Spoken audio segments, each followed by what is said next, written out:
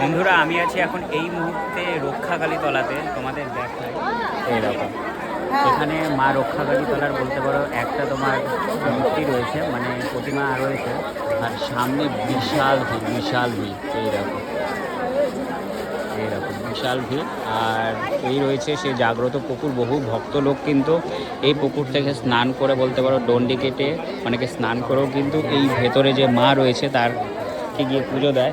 আর এখানে দেখো কত ফুল, তারপর হচ্ছে ধূপকাঠি, আলতা, সিঁদুর, দেখো এ দেখো ওদিকে সবাই প্রদীপ ধূপকাঠি জ্বালাচ্ছে।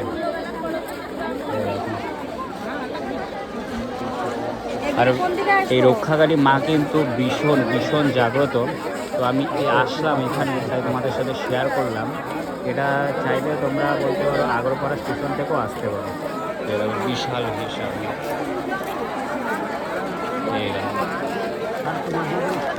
আর এখানে একটা মেলা বসে তোমার বলতে পারো একদিনের জন্য।